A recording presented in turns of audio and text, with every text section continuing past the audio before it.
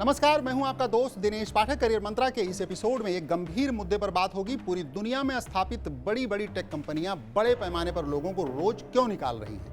अपने भारत में इस संकट का कितना असर है? क्या दुनिया मंदी की चपेट में आ गई है?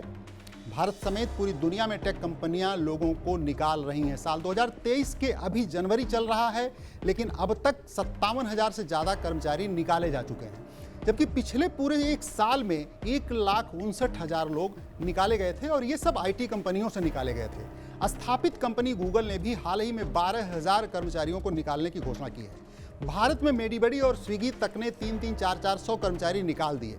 अमेजन, ट्विटर, फेसबुक जैसी बड़ी कंपनियों ने पहले ही हजारों लोगों को घर पर बैठा दिया है। अब तक कितनी टेक कंपनियों ने कितने कर्मचारी निकाले, इसको भी जान लेते हैं। इस साल अब तक 185 कंपनियों ने 57,000 से ज़्यादा कर्मचारी निकाले, जबकि साल 2022 में 1,000 कंपनियों ने 1,59,000 लोगों को निकाला था। गूगल ने 12,000 की निकालने की घोषणा की। मेटा ने बीते नवंबर में 11,000 को निकालने की घोषणा की। ट्विटर ने भी किस्तों में 8,000 से ज़्यादा कर्मचारी निकाले। अमेजन ने 18,000 कर्मचारी निकाल दिए। माइक्रोसॉफ्ट ने 10,000 निकाले। एचपी ने भी 6,000 बाहर किए। इन सब में भारत के लोगों का एक बड़ा हिस्सा है। नवंबर 2022 में मेटा ने एक झटके में 11,000 कर्मचारियों को छंटनी करने की घोषणा की। मेटा सीईओ मार्क जुकरबर्ग ने अपने कर्मचारियों को ले ऑफ की जानकारी देते हुए लिखा था कि बड़ी टेक कंपनियां मुश्किल दौर से गुजर रही हैं, कंपनी के लिए प्रॉफिट कमाना मुश्किल होता जा रहा है। ऐसे में कर्मचारियों को निकालने का यह फैसला लेना कंपनी की मजबूरी हो गई है। बीते नवंबर में ही सबसे पहले ट्विटर ने एक साथ 3,800 कर्मचारियों को निकालने का ऐलान किया। कुछ दिन बाद एलन मस्क ने 4,500 कॉन्ट्रैक्ट बेस्ड कर्मचारियों को निकाल बाहर किया।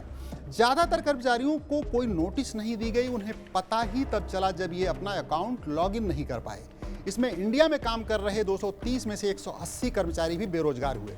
अमेजन तीसरी बड़ी कंपनी है जिसने 18,000 कर्मचारियों को नौकरी से निकाल दिया। इनमें से 1,000 से ज़्यादा भारतीय थे। इस चेन में स्नैपचैट, एचपी, माइक्रोसॉफ्ट समेत अनेक बड़ी कंपनियां हैं जिन्होंने बड़े पैमाने पर कर्मचारी निकाले हैं। उधर राहत भरी खबर एप्पल से आ रही है। इस कंपनी ने किसी को निकाला नहीं है, लेकिन नई भर्ती पर रोक लगा दी। अब समझते हैं कि आखिर बड़ी टेक कंपनियां ऐसा क्यों कर रही हैं, क्या है मुख्य वजह।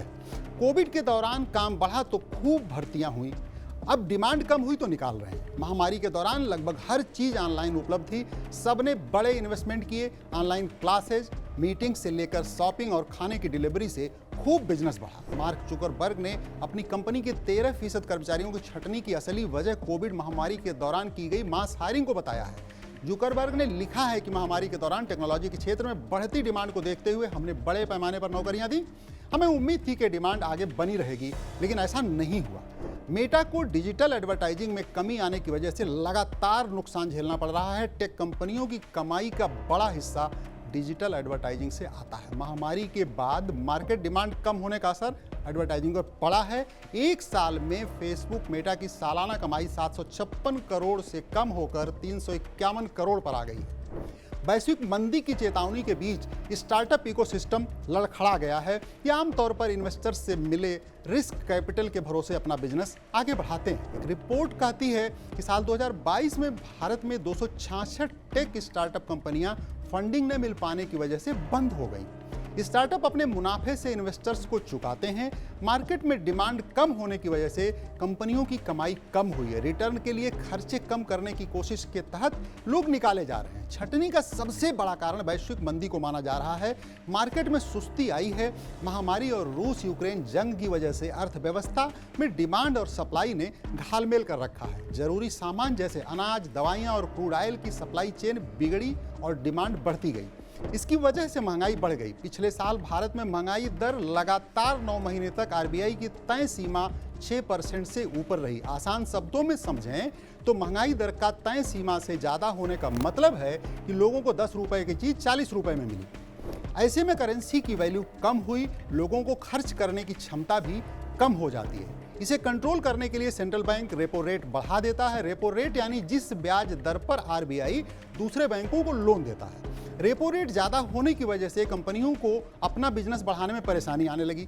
नेट प्रॉफिट बढ़ाने को कंपनियां अपना खर्च कम करने की कोशिश करती हैं, कर्मचारियों की सैलरी में कटौती करती हैं या उन्हें निकाल देती हैं। अब आपने जान लिया होगा कि असली संकट कहां है। संकट के इस दौर में सभी को सावधान रहना है। आप अपना ख्याल रखें। नमस्कार।